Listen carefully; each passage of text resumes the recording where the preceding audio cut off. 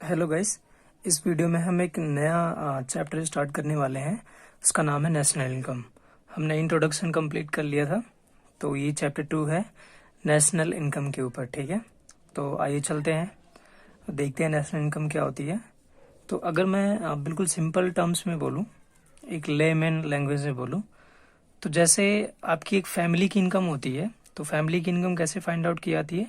जो उसके मेंबर्स होते हैं, चाहे वो एक तरीके से उस इलाके में काम कर रहे हैं या बाहर जाकर किसी राज्य में, दूसरे राज्य में या दूसरे स्टेट में काम कर रहे हैं, तो फैमिली की इनकम कैसे कैलकुलेट की जाएगी? यानी कि जितने भी मेंबर्स हैं उन सभी को जोड़ दिया जाएगा। ठीक है, तो नेशनल इनकम भी एक तरीके से किसी कंट्री की टोटल इनकम होती है, जितने मेंबर्स होते हैं उनके। ठीक है, तो आइए देखते हैं, इसको डिटेल में डिस्कस करते हैं। So national income, it refers to the sum of all factor income earned by a normal resident of any country during an accounting period of time। ठीक है, तो जितने भी नॉर्मल रेजिडेंट हैं किसी कंट्री के, इंडिया की अगर बात करें तो इंडिया के नॉर्मल रेजिडेंट जो वो फैक्टर इनकम अर्न करते हैं, अगर उन सभी को जोड़ लिया जाए तो एक साल के अंदर जितने भी फैक्टर इनकम अर्न किए जाते हैं नॉर्मल रेजिडेंट द्वारा, उन सभी को जोड़ लिया जाए तो वो हमारी नेशनल इनकम कहलाएगी। ठीक है, यानी कि इंडिया की नेशनल इनकम। अब यहाँ दो मेन कंपोनेंट है जिसको समझना बहुत ज्यादा नेसेसरी है। पहला है फैक्टर इनकम और दूसरा है नॉर्मल रेजिडेंट। ठीक है, तो ये दो मेन पॉइंट अगर आपको समझ में आ गए तो आपको नेशनल इनकम में कोई प्रॉब्लम नहीं आने वाली है। ठीक है, तो आइए चलते हैं, सबसे पहले हम फैक्टर इनकम की तरफ इसको डील करते हैं।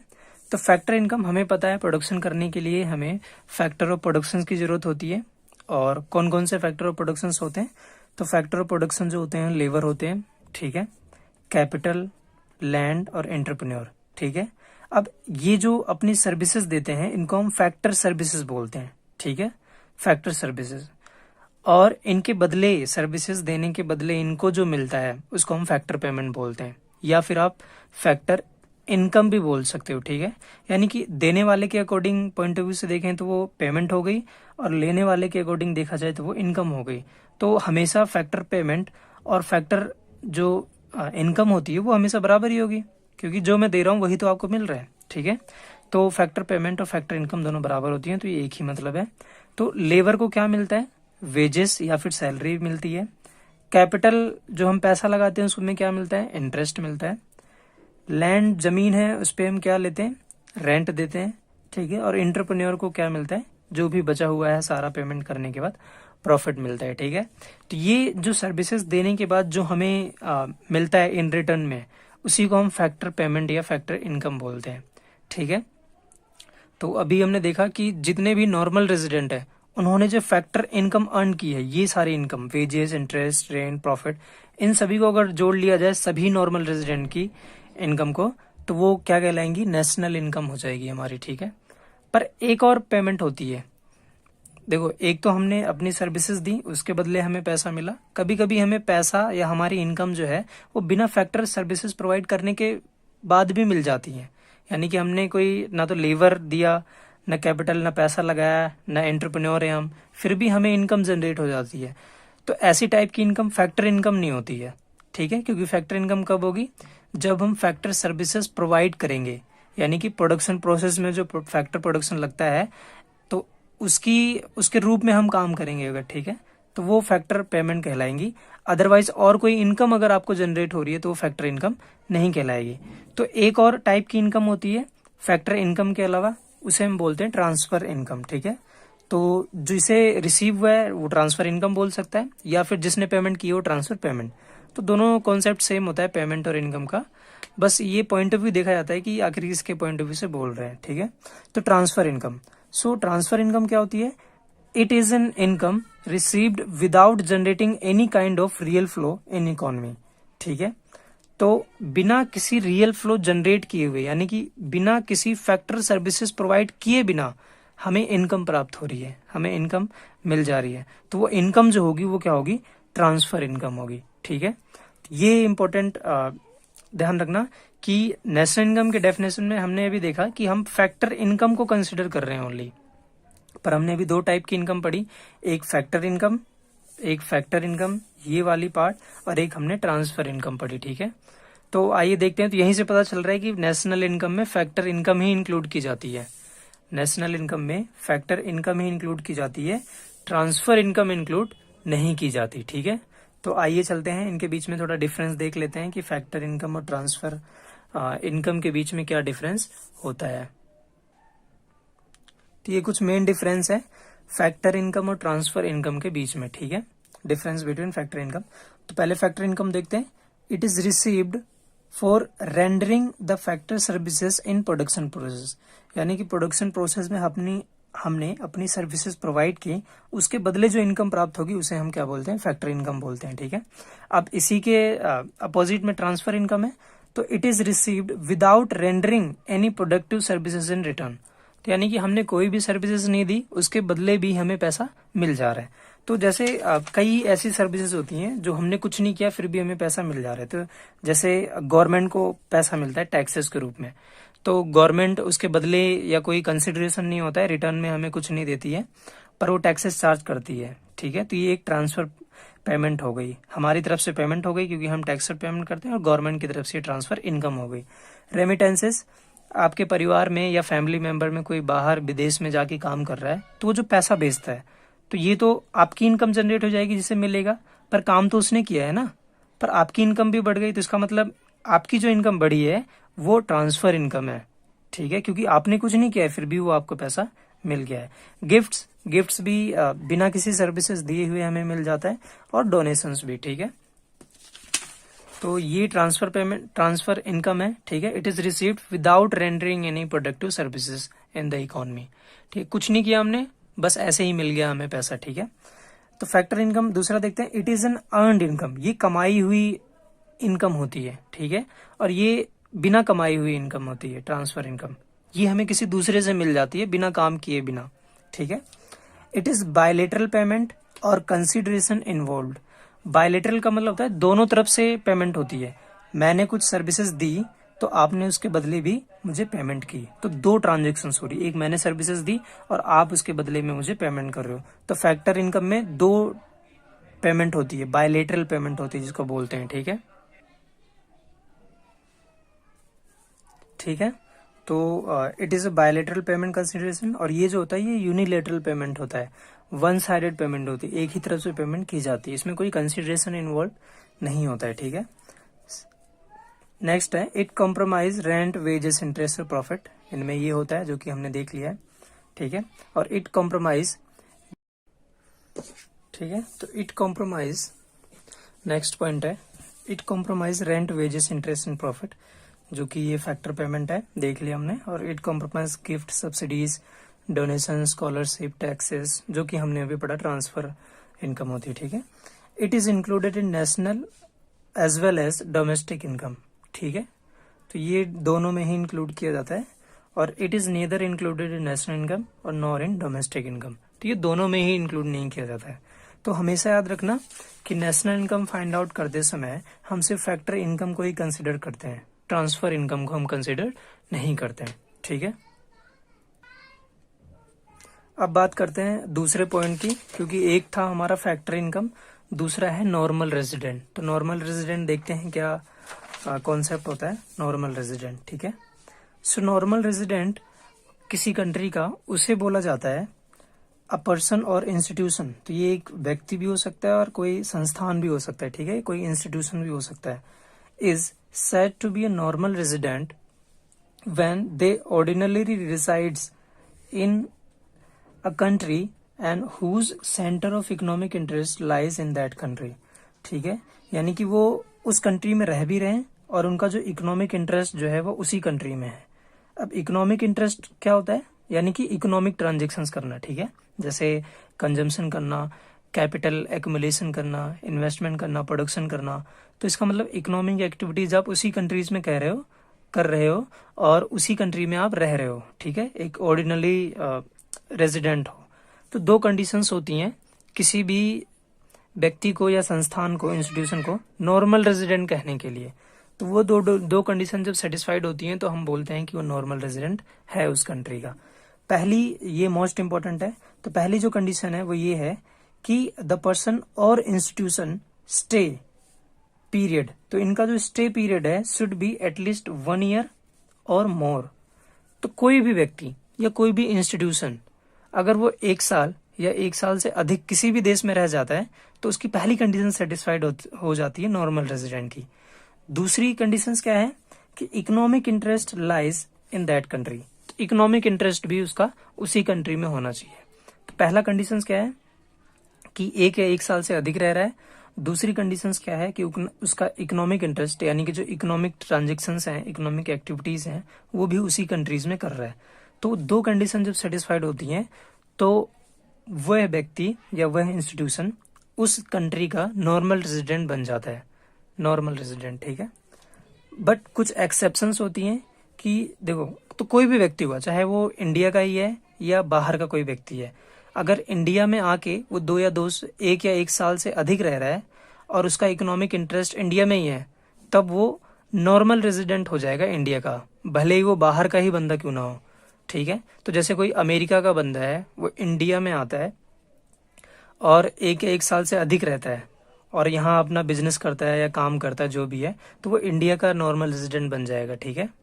समझ में आई? तो ठीक है, आगे बढ़ते हैं। कुछ एक्सेप्शंस होते हैं, तो कुछ एक्सेप्शंस हैं उनको देख लेते हैं। एक्सेप्शंस यानी कि वो 2 कंडीशन सेटिस्फाइड होने के बावजूद भी हम उस व्यक्ति को या उस इंस्टीट्यूशन को नॉर्मल रेजिडेंट नहीं बोलेंगे, ठीक है। तो ये कुछ एक्सेप्शंस हैं। तो एक्सेप्शन इज अ कंडीशन, तो when condition is satisfied still they are not said to be a normal resident of a country, ठीक है। तो होने के बावजूद भी वो नॉर्मल रेजिडेंट नहीं कहलाएंगे। तो आइए देखते हैं कौन कौन से ऐसे व्यक्ति हैं जो कंडीशन सेटिस्फाइड कर लेते हैं, उसके बावजूद भी उन्हें नॉर्मल रेजिडेंट नहीं बोला जाता है, ठीक है। तो पहला है फॉरेन टूरिस्ट एंड विजिटर्स, ठीक है। यानी कि वो किसी स्पेसिफिक पर्पस के लिए अगर वो आ रहे हैं किसी भी कंट्री में, तो अगर इंडिया के पर्सपेक्टिव से देखा जाए तो कोई अगर टूरिज्म के ऑब्जेक्टिव से आ रहा है, घूमने फिरने के लिए, स्टडी के लिए आ रहा है, स्पोर्ट्स के लिए आ रहा है या मेडिकल ट्रीटमेंट के लिए आ रहा है, तब भले ही वो 1 या 1 साल से अधिक रह रहा है और उसका इकोनॉमिक इंटरेस्ट भी अगर लाई कर जाता है, ठीक है, तो वो फिर भी नॉर्मल रेजिडेंट नहीं कहलाएगा, ठीक है। ज्यादातर फॉरेन टूरिस्ट और विजिटर्स जो हैं वो 1 या 1 साल से कम ही रहते हैं, ठीक है, और उनका इकोनॉमिक इंटरेस्ट बिल्कुल भी नहीं होता है क्योंकि वो एक स्पेसिफिक पर्पस के लिए आए हैं। तो भले ही वो 1 साल से अधिक रह जाते हैं फिर भी वो नॉर्मल रेजिडेंट नहीं कहलाएंगे इंडिया के, ठीक है। दूसरा है इंटरनेशनल ऑर्गेनाइजेशंस, तो जो WHO, world health organisation, world trade organisation, UNO है, IMF है, वर्ल्ड बैंक है, एटसेट्रा, ये सारे इंटरनेशनल ऑर्गेनाइजेशंस हैं, ठीक है। तो इनकी ब्रांचेस होती हैं अलग अलग कंट्रीज में, ठीक है, और उन ब्रांचेस में लोग काम भी करते हैं, उस कंट्री के भी होते हैं और जहां से वो जैसे WHO अमेरिका की है, मतलब अमेरिका में एस्टेब्लिश्ड है, तो अमेरिका तो WHO के ब्रांचेस अलग अलग कंट्रीज में, इंडिया में भी WHO है, ठीक है, तो उसमें इंडियन लोग काम कर रहे हैं, ठीक है। तो आइए देखते हैं। सो दे आर, यानी कि जितने भी ये इंटरनेशनल ऑर्गेनाइजेशंस हैं, they are considered normal resident of a country to which they belong, ठीक है। तो जहां से वो बिलोंग करते हैं वहीं के वो रेजिडेंट माने जाएंगे, ना कि जहां रह रहे हैं। तो अगर अमेरिकन, जैसे WHO अमेरिकन है, तो अगर WHO इंडिया में है और वो 1 या 1 साल से अधिक रह रहा है, तो ये नहीं देखा जाएगा कि वो कितने साल से अधिक रह रहा है। आखिर WHO कहाँ की है? अमेरिका की है, तो भले ही वो कितने भी साल रह ले किसी भी कंट्री में, वो अमेरिका का ही नॉर्मल रेजिडेंट कहलाएगा, ठीक है। तो वैसे ही WTO, UNO, IMF और वर्ल्ड बैंक पे भी ये चीजें लागू होती हैं, ठीक है। बट एक चीज और है कि जो इसके अंदर काम करते हैं लोग, ठीक है, अगर वो 1 या 1 साल से अधिक रह जाते हैं तो वो नॉर्मल रेजिडेंट बन जाएंगे उस कंट्री के, ठीक है। दोनों बातों में थोड़ा डिफरेंस देखना कि WHO नॉर्मल रेजिडेंट नहीं होता है, भले ही वो कितने भी साल रह ले किसी भी कंट्री में, वो जहां से बिलोंग करता है वहीं का नॉर्मल रेजिडेंट काउंट होता है। जैसे वो तो अमेरिकन WHO है, WTO है, ये सारे अमेरिकन ऑर्गेनाइजेशंस हैं, ठीक है। तो अगर ये किसी और कंट्रीज में रहते हैं, जैसे पाकिस्तान में WHO है, तो WHO जो ऑफिस है वो नॉर्मल रेजिडेंट अमेरिका का ही माना जाएगा, ठीक है। पर एक और चीज है कि अगर उसके अंदर जो लोग काम कर रहे हैं, मेंबर्स, अगर वो एक या एक साल से अधिक रह जाते हैं किसी भी कंट्री में, मान लेते हैं इंडिया में, तो वो इंडियन रेजिडेंट बन जाएंगे। तो उसके मेंबर्स रेजिडेंट बन सकते हैं, पर जो WHO है यानी कि जो इंटरनेशनल ऑर्गेनाइजेशन है वो कभी भी नहीं बन सकता। ठीक है, तो ये कैसे होता है कि जैसे WHO इंडिया में है, ठीक है, तो उसके मेंबर्स एक या एक साल से अधिक रह रहे हैं, तब वो उसके मेंबर्स नॉर्मल रेजिडेंट हो जाएंगे इंडिया के। ठीक है, पर जो WHO है वो नॉर्मल रेजिडेंट कभी नहीं होगा इंडिया का। ठीक है, तो ये कैसे होता है, तो जैसे जो सैलरीज पेमेंट की जाती है उस उनके मेंबर्स को, तो वो तो नॉर्मल रेजिडेंट है तो वो नेशनल इनकम में जुड़ेगा, पर जो WHO के खर्चे हैं सैलरीज और इन सबको छोड़कर, जो अदर एडमिनिस्ट्रेशन एक्सपेंसेस होते हैं, ठीक है, फाइल्स के हो गए या और कोई एक्सपेंसेस हो गए ट्रैवलिंग के, तो वो WHO का एक्सपेंसेस माना जाता है, सैलरीज और इन सबको छोड़कर। ठीक है, तो वो जो है वो नेशनल इनकम इंडिया के नहीं कैलकुलेट होगा। ठीक है, क्योंकि उन्हें नॉर्मल रेजिडेंट माना ही नहीं जाएगा। तो देखते हैं कि एक एग्जांपल लेते हैं। A Japanese member working in WHO office which is located in India, so WHO is not part of normal resident but. तो जैसे मैं हूँ, मैं अगर जापान में जाता हूँ, ठीक है, और ठीक है, तो अगर मैं जापान में जाता हूँ और कुछ इनकम अर्न करता हूँ, तो वो नॉर्मल रेजिडेंट इंडिया का ही मैं माना जाऊंगा। ठीक है, पर अगर मैं बोल दूं कि मैं 2 साल से रह रहा हूँ जापान में, तो मैं इंडिया का नहीं जापान का बन जाऊंगा। ठीक है, यानी कि जापान का नॉर्मल रेजिडेंट बन जाऊंगा। तो ये बात समझ में आई कि 2 या 2 साल से। अगर कोई फॉरेनर है, ठीक है, तो अगर तो फॉरेनर है तो नॉन नॉर्मल रेजिडेंट कहलाएगा। ठीक है, अनटिल एंड अनलेस ये ना बोला जाए कि वो एक या एक साल से या एक साल से ऊपर जो है वो इंडिया में रह रहा हो। ठीक है, तो थोड़ा और सिंपल करते हैं इसे, कि अगर जितने भी इंडियंस हैं वो इंडियन नॉर्मल रेजिडेंट माने जाएंगे, और जितने फॉरेनर्स हैं वो नॉन नॉर्मल रेजिडेंट माने जाएंगे, वो नॉर्मल रेजिडेंट इंडिया के नहीं माने जाएंगे। पर अगर ये स्पेसिफिकली बोला गया है कि वो एक साल से या एक साल से अधिक रह रहे हैं किसी भी कंट्री में, तो जहां पर वो रह रहे हैं वो वहीं के रेजिडेंट मान लिए जाएंगे। ठीक है, तो आइए कुछ प्रैक्टिस करते हैं कुछ क्वेश्चंस की, जिससे आपको कंफर्म हो जाएगा कि वो नॉर्मल रेजिडेंट माने जाएंगे या नहीं माने जाएंगे। ठीक है, तो पहला है, Indian officers working in Indian embassy in USA। तो USA में इंडियन एम्बेसी है। ठीक है, तो एम्बेसी का मैंने बताया था कि अगर इंडियन एम्बेसी है तो इंडिया का ही माना जाएगा, एक्सेप्शन पार्ट था। ठीक है, जहां पर मैंने बताया था कि ये जो फॉरेन स्टाफ ऑफ एम्बेसीज होते हैं ये नॉर्मल रेजिडेंट नहीं कहलाएंगे, भले ही वो सेटिस्फाइड क्यों ना कर रहे हो। तो इंडियन एम्बेसी है तो वो इंडिया की ही मानी जाएगी। ठीक है, अगर इंडियन एम्बेसी है तो किसी भी कंट्री में अगर होगी वो इंडिया का नॉर्मल रेजिडेंट माना जाएगा। ठीक है, तो हाँ, ये पहला जो पॉइंट है वो इंडियन नॉर्मल रेजिडेंट को सेटिस्फाइड करता है। सेकंड है, a Japanese tourist who stays in India for 2 months. तो आपने देखा होगा कि टूरिस्ट स्पेसिफिक पर्पस के लिए आया है, और ये भी लिखा है कि 2 महीने से कम रह रहा है वो इंडिया में। तो अगर जापानीज टूरिस्ट है और 2 महीने तक रह रहा है तो ये नॉर्मल रेजिडेंट नहीं माना जाएगा। ठीक है, क्योंकि ये फॉरेनर है, सिंपल सी बात है, और 2 साल से 2 महीने में ही रह रहा है वो। थर्ड पॉइंट है, Indians going to Pakistan for watching the cricket match. तो ये भी स्पेसिफिक पर्पस हो गया, हमने देखा था स्पोर्ट्स के लिए जा रहे हैं, तो क्रिकेट मैच देखने के लिए जा रहे हैं, तो भले ही वो रह रहे हो ज्यादा, ठीक है, पर वो जहां के हैं, जहां बिलोंग करते हैं, यानी कि अगर कोई इंडियन जा रहा है तो वो इंडिया का ही नॉर्मल रेजिडेंट माना जाएगा, भले ही वो हमें पाकिस्तान में क्यों ना हो। ठीक है, फोर्थ है, तो ये थर्ड जो पॉइंट है वो इंडिया के नॉर्मल रेजिडेंट माने जाएंगे। ठीक है, जो मैच देखने गए हैं पाकिस्तान में। फोर्थ जो है, Indian working in UNO office located in America less than 1 year. तो मैंने बताया था ये इंटरनेशनल ऑर्गेनाइजेशन है, तो इनमें जो इंडियन काम कर रहे हैं वो लेस देन 1 ईयर है। ठीक है, तो इंडियन देखो, UNO ऑफिस जो है वो तो नहीं माना जाएगा, जहां का बिलोंग करता है वहीं का है, बट जो उसके मेंबर्स होते हैं, जो हमने मेंबर्स के बारे में पढ़ा था, अगर उसके मेंबर एक या एक साल से अधिक किसी कंट्री में रह जाते हैं तो जिस कंट्री में वो रह रहे हैं वो वहीं के नॉर्मल रेजिडेंट माने जाएंगे। ठीक है, तो ये वही केस है, इंटरनेशनल ऑर्गेनाइजेशन है, तो UNO ऑफिस तो नॉर्मल रेजिडेंट अमेरिका का ही होगा। ठीक है, पर उसके अंदर इंडियन काम कर रहे हैं मेंबर्स, तो मेंबर्स अगर एक या एक साल से अधिक रह रहे हैं तो वो अमेरिका के नॉर्मल रेजिडेंट बन जाएंगे, पर इसमें साफ साफ लिखा है कि लेस देन 1 ईयर, एक साल से कम रह रहे हैं, तो वो कहाँ के माने जाएंगे, इंडियन के ही माने जाएंगे। ठीक है, फिफ्थ पॉइंट है, Indian employees working in WHO located in India. तो इंडिया के ही लोग हैं और WHO भी इंडिया में ही है, तो वैसे मैंने बताया था कि जो इंटरनेशनल ऑर्गेनाइजेशंस होते हैं जैसे WHO, वो वहीं का माना जाता है जहां से है वो, ठीक है। तो WHO तो अमेरिका का होना चाहिए ये, ठीक है, पर इसमें इंडियन एम्प्लॉय काम कर रहे हैं, ठीक है, और इंडियन एम्प्लॉय हैं तो एक या एक साल से अधिक होंगे ही, तो मेंबर वाला केस हो गया, तो ये नॉर्मल रेजिडेंट माना जाएगा, ठीक है। Foreign tourist visiting India for a month to see the Taj Mahal, तो यानी कि टूरिस्टर हैं, टूरिस्ट पर्पज के लिए आए हैं, तो टूरिज्म पर्पज के लिए अगर आ रहे हैं तो ये भी एक्सेप्शन पार्ट है, तो ये नॉर्मल रेजिडेंट नहीं माने जाएंगे, ठीक है।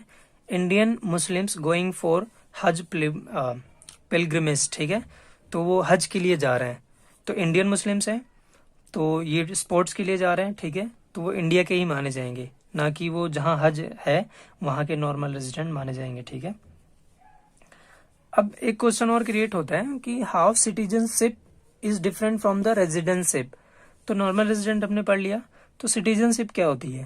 तो ये दो क्वेश्चन हैं, क्या दोनों सेम होते हैं, नहीं, इनके बीच में कुछ डिफरेंस होता है, तो आइए देखते हैं क्या डिफरेंस होता है इनके बीच में, ठीक है। तो जो सिटीजनशिप होती है, यानी कि जो किसी भी व्यक्ति जो सिटीजन होता है, ये एक लीगल कॉन्सेप्ट होता है। लीगल कॉन्सेप्ट का मतलब ये हुआ कि कोई भी व्यक्ति किसी भी कंट्री का सिटीजनशिप बन सकता है, अगर अलग अलग कंट्रीज के अलग अलग लीगल रिक्वायरमेंट होते हैं कि आपको ये करना पड़ेगा, वो करना पड़ेगा, ऐसा करना पड़ेगा, तब आप इस कंट्री के रेजिडेंट और सिटीजन बन जाओगे, ठीक है, तो वो लीगल कॉन्सेप्ट होता है, ठीक है। पर जो रेजिडेंटशिप होती है, रेजिडेंसी, वो एक इकोनॉमिक कॉन्सेप्ट होता है, ठीक है, यानी कि इकोनॉमिक इंटरेस्ट देखा जाता है, ठीक है। तो ये जो सिटीजनशिप होती है वो based on place of birth होती है कि आप कहाँ पैदा हुए। तो अगर कोई व्यक्ति अमेरिका में रह रहा है और वो इंडिया में पैदा हुआ है तो वो इंडिया का ही सिटीजन माना जाएगा। अगर रह रहा है कहीं और तो वो इसका मतलब जहां रह रहा है वहां का रेजिडेंट है, पर सिटीजनशिप कहाँ का है, वो इंडिया का है क्योंकि इंडिया में पैदा हुआ है। तो based on place of birth, तो बर्थ प्लेस देखा जाता है, तो बर्थ प्लेस के अकॉर्डिंग जो है वो सिटीजनशिप डिसाइड की जाती है। पर रेजिडेंटशिप जो है वो कैसे डिसाइड की जाती है, कितना साल रहा है वो किसी कंट्री में, ठीक है। तो सम लीगल प्रोविजंस भी होते हैं, ठीक है, उसको, और ये डुअल कॉन्सेप्ट होता है, ये इंपॉर्टेंट है, ये डुअल कॉन्सेप्ट होता है, यानी कि किसी किसी कंट्रीज में अलाउड है कि आप डुअल सिटीजनशिप ले सकते हो, यानी कि आपको किसी और कंट्री की भी सिटीजनशिप है और दूसरी कंट्री की भी आप सिटीजनशिप ले सकते हो।